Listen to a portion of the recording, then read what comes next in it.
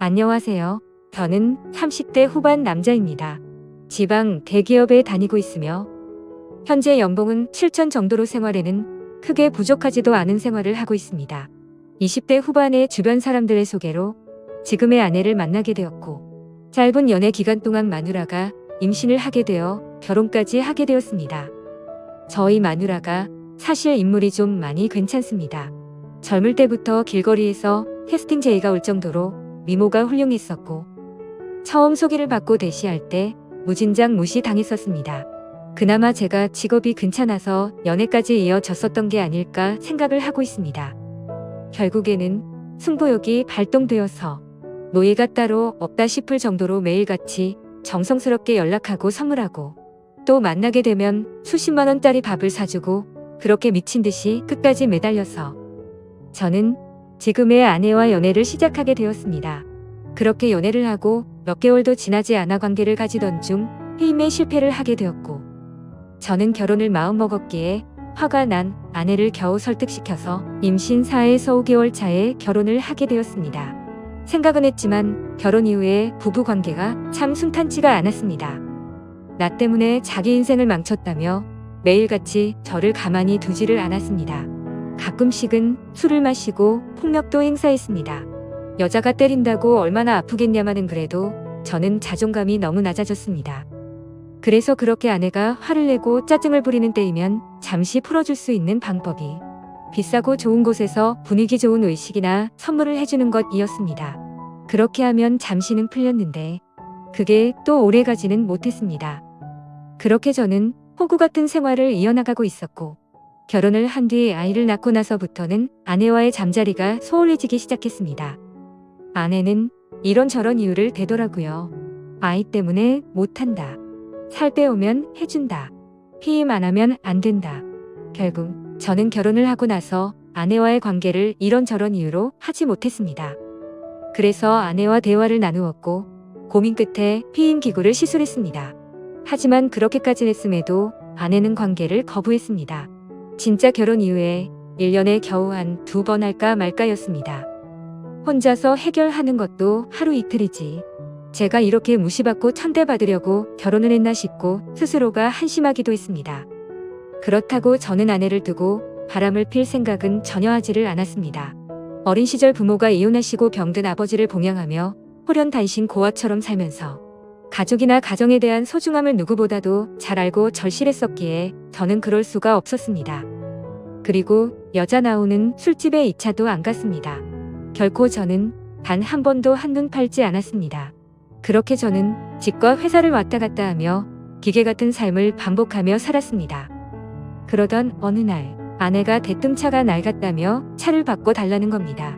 그래서 아직 더 탈 수 있을 것 같고 집에서 살림하면서 지내는데 좋은 차가 필요 있냐며 다음에 차를 바꾸는 게 어떻겠냐고 이야기를 했습니다. 그랬더니 이런저런 트집을 잡으면서 아주 그냥 마음먹고 그러는지 몇 날 몇 끼를 저를 못 살게 하는 겁니다. 그렇게 며칠이 지났고 남자들에게도 뭔가의 촉이라고 할까요? 냉랭한 기류가 흐를 때 갑자기 쎄한 느낌이 들었습니다. 저는 뭔가 찜찜한 마음에 아내의 휴대폰을 몰래 훔쳐보게 되었습니다. 휴대폰에는 낯선 남자와 나눈 대화가 있었습니다. 정말 그걸 보는 순간 피가 역류하는 기분이 들더군요. 나에게는 전혀 해주지 않았던 말들, 그 다정한 말들, 남편이 들어야 했던 말들을 다른 남자와 나누고 있었습니다. 그래서 거실 밖으로 나와 일단 마음을 가다듬고 아내에게 물어봤습니다. 내가 아내의 휴대폰을 들이밀면서 이 남자 누구냐고 물었습니다. 처음에는 발뺌을 하려고 하는지 횡설수설하다가 증거를 들이대고 있으니 그냥 만나는 남자라고 자백을 했습니다. 정말 그 말을 듣는 순간 망치로 머리를 맞은 기분이 들었고 손이 덜덜 떨리더라고요. 제가 다시 물었습니다. 그러니까 그게 누구냐고. 그러자 아내는 저의 절친인 친구의 이름을 말하더군요. 정말 믿어지지 않았고 도저히 현실인지 꿈인지 구분이 안 갈 정도로 큰 충격을 받게 되었습니다. 그래서 지금 내 친구와 바람핀 거 맞냐? 잠자리까지 가진 거 맞냐고 하니까 잠시의 정적이 흐른 뒤에 맞다고 말을 하더라고요. 어떻게 이런 상황이 만들어진 거냐고 물어보니 제 친구와 아내는 평소 사소한 연락을 주고받았고 처음에는 별다른 감정이 없었고 식사나 하려고 만났는데 제 친구의 제안으로 그날 함께 술을 마셨고 사고를 쳐버렸다고 말하더군요. 저는 그 당당한 모습에 너무 미친 듯이 화가 났고 결혼 후 처음으로 아내에게 욕을 퍼부었습니다. 그리고 주방에 있던 가위를 들고 머리카락을 다 자르려고 하다가 몇 가닥 잘린 거 보고서 그 순간만큼은 이건 아니다 싶어서 그만두었습니다. 저도 저를 통제할 수 없을 지경이었습니다.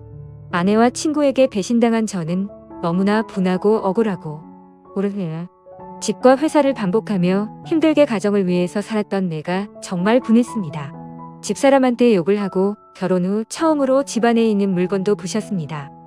제 친구였던 그 더러운 놈에게 전화해서 다짜고짜 욕을 했더니 알게 됐냐며 미안하다고 말하더니 전화를 끊고 휴대폰을 끄더군요. 저는 너무 화가 나서 아내 보고 얘 보라고 이렇게 전화 끊고 잠수 타버리는 놈이라고 그 더러운 자식을 만나러 가자고 앞장서라고 했습니다. 이런 놈이 마음에 들면 같이 가서 이야기하고 당장 이혼하자고 했습니다. 그랬더니 집사람은 결혼 후 처음으로 저한테 미안하다라는 말을 합니다. 저는 그동안 수백 번 했던 미안하다라는 말을 했는데 집사람한테는 처음 이 말을 들었습니다. 그 흔한 미안하다라는 말을 왜 바람핀 것 때문에 들어야 될지 몰랐습니다. 휴대폰을 뺏어서 다시 봤습니다. 그 사이 전화 목록, 메시지 내용, 카톡 등등 전부 다 지워버렸더군요. 저는 도저히 집에 있다가는 큰 사고를 칠 것 같아서 일단 집을 나갔고 당장 한때는 절친이었던 친구네 회사로 찾아갔습니다. 그때까지도 그놈은 휴대폰을 꺼놓고 있더군요. 그놈의 회사 로비에 도착하자마자 이름을 외치면서 소리를 질렀습니다. 그러자 경비를 보시던 분들이 뛰어오더니 무슨 일이냐며 침착하라고 저를 타이르더라고요. 저는 그놈의 이름을 말하면서 당장 내 앞으로 데리고 오라고, 안 그러면 이 회사 다 엎어버리겠다고 말했습니다. 그러자 로비에서 친구에게 연락을 했고 한참이 지나서야 쭈뼛 내려오더라고요. 제 친구 대학 시절 만나게 돼서 알게 됐는데 정말 둘도 없는 친구라고 생각했었습니다. 외모도 준수하고 여자들에게 항상 인기가 많았던 친구였습니다. 그런데 설마 친구의 아내에게까지 이따위 짓을 하리라곤 상상조차 못했습니다. 저는 그놈의 얼굴을 보자마자 주먹을 날려버렸습니다. 사람들이 깜짝 놀라서 말리려고 달려왔고 그놈은 그냥 친구랑 문제가 있다면서 괜찮다면서 저를 데리고 휴게실로 데리고 가더군요. 네가 사람 맞냐고, 어떻게 친구 아내와 그따위 불륜 짓을 하고 이따위로 전화 끊고 잠수 타면 다 해결될 줄 알았냐라고 물었습니다. 그러자 그놈은 정말 죽을 만큼 힘들었고 자신도 자신의 마음이 통제가 안 되었다고 무릎을 꿇고 빌더라고요. 본인도 처음에는 그런 감정이 없었는데 술김에 사고를 쳤고 그때부터 자신의 감정이 컨트롤이 되지 않았다고요. 그래서 저는 이 재수씨도 이 사실 아냐고 물었고 제발 한 번만 비밀로 해달라고 말하더군요. 정말 어처구니가 없지 않습니까? 친구 아내를 데리고 그딴 짓을 한 놈이 자신의 가정은 지키고 싶었나 봅니다. 전 그 자리에서 그놈 아내에게 전화해서 이 사실을 다 말해줬고 앞으로 평생 내는 해대지 말라고 말하고 인연을 끊어버렸습니다. 그렇게 하고 집에 들어오니 저녁이 다 되어 있더군요. 근데 집사람이 갑자기 돌변을 했더군요. 그 사람 회사까지 찾아갔냐며. 그냥 그 친구와의 관계도 다 끝났다면서 갑자기 또 큰 소리를 칩니다. 너 이거 하나 때문에 앞으로 내 위에 서려고 하지 마라. 딱 이런 자세로 저에게 그대로 이야기했습니다. 그러면서 당당하게 짐을 싸서 친정으로 가더군요. 몇 시간 후 장모님이 전화가 옵니다. 자기 딸이 왜 집으로 왔냐고 물어봅니다. 저는 엄마 없이 자라서 장모님을 어머님이라고 불렀고 정말 친어머니 못지않게 모시고 아끼면서 어머님을 모셨습니다. 저는 있었던 사실을 이야기했습니다. 그랬더니 장모님 첫마디가 왜 휴대폰을 뒤져서 이 사단을 만드냐? 자네 친구도 문제다. 왜 그런 친구를 사귀어서 이런 상황을 만드냐? 이렇게 말하더라고요. 꼭지가 돌았습니다. 정말 친어머니처럼 모셨고 그렇게 저를 아끼시던 분이 어떻게 이런 상황에 저런 말씀을 하실 수가 있을까 도저히 이해가 되지 않았습니다.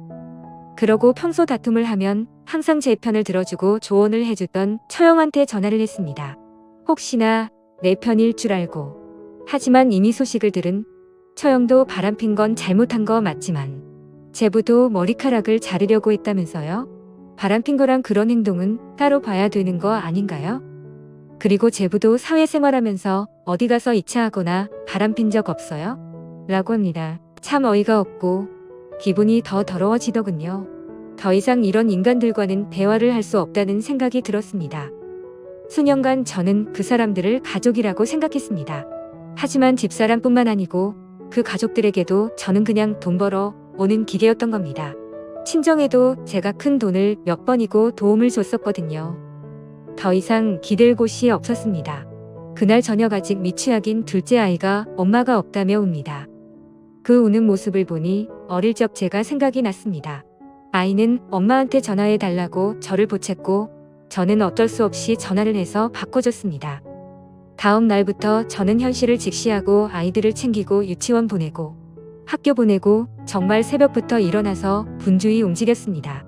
둘째 머리 묶어주고 옷 입히고 하는데 너무 서툴러서 힘이 들더라고요. 그렇게 3일이 지나 장모님한테 전화가 와서는 집사람과 집에 온다는 것이었습니다. 퇴근 후 같이 앉아서 이야기를 했습니다. 장모님은 이미 상황은 벌어졌고 되돌릴 수 있는 방법은 없는데 어게 할 거냐고 제게 물었습니다. 이혼하길 바라는 거냐? 아니면 용서를 하고 살 거냐? 라고 하는데 집사람 표정은 별대로 잘못한 기색이 없습니다. 오히려 당당했습니다. 저는 그 모습을 보니 몸 안정이 다 떨어졌지만 아이들이 옆에서 철없이 웃고 장난치고 있는 모습을 보니 마음이 약해집니다. 제 어릴 적 모습이 생각나고 우리가 헤어지게 되면 내 자식들도 나처럼 어린 시절을 보내야 하는 거 아닌가 싶고 정말 미칠 것 같았지만 고민하고 또 고민을 했습니다. 저는 한참의 고민을 하고 나서 집사람에게 각서를 쓰자고 했습니다. 그랬더니 아내는 자기도 나한테 원하는 내용의 각서를 쓴다고 합니다. 그래서 내가 원하는 내용을 일단 적었습니다. 가정에 충실할 것이며 절대 외도를 하지 않는다는 내용과 추후 외도 발각 시 위자료 지급과 즉각 이혼이었습니다. 집사람도 나에게 원하는 걸 적었습니다. 양말, 팬티 뒤집어 놓지 않기, 옷 빨래통에 넣기, 상대방 무시하지 않기 등이었습니다. 외도와 양말이 동급 취급당하면서 장모님도 나보고 생활을 똑바로 안 했기 때문에 자기 딸이 그렇게 되었다며 동급 취급합니다. 각자 각서를 다 적고 사인을 하고 일상으로 돌아가기 위해 노력했습니다. 집사람과 합방을 하기 위해 작은 애와 방을 분리시키기 위해서 작은 애 방을 꾸몄습니다. 하지만 집사람은 다시 안방으로 들어오지 않았습니다. 그렇게 그런 사건이 일어난 지도 벌써 1년이 흘렀습니다. 그 1년 사이에 가해자와 피해자가 누구인지 구분이 안 갈 정도로 예전과 똑같은 삶을 살고 있습니다. 집사람 휴대폰 번호 바꿔버리고 그 친구 놈을 차단시킨 거 이외에는 변한 게 없습니다. 심지어 지금은 집사람은 철없는 아이 둘을 데리고 이단 사이비 종교를 다니고 있습니다. 이따위 종교를 믿는 것도 최근에 알게 되었고 한바탕 크게 싸움을 했는데 전혀 말이 먹혀들지가 않더라고요. 정말 제가 미쳐서 그런가 싶기도 한데 요즘은 큰 아이가 진짜 내 아이가 맞나? 이런 생각들도 수도 없이 들고 있습니다. 사실 누가 보더라도 저를 닮은 구석이 하나도 없습니다. 심지어 주변에서도 엄마를 많이 닮았는지 제 모습을 보이지 않는다고까지 할 정도로요. 그래서 머리카락을 몇 개 뽑아서 친자 확인을 해야 하나 싶어서 준비까지 다 마쳤으나 만약 내가 생각하는 대로 그게 사실이라면 아이에게나 저에게나 모두에게 너무 큰 충격일 것 같아서 진행을 포기했었습니다.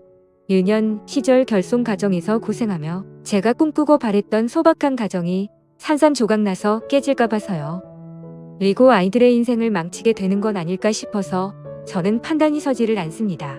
이런 집사람과 앞으로 수십 년간 평생을 같이 지내야 하는 건지 막막하네요.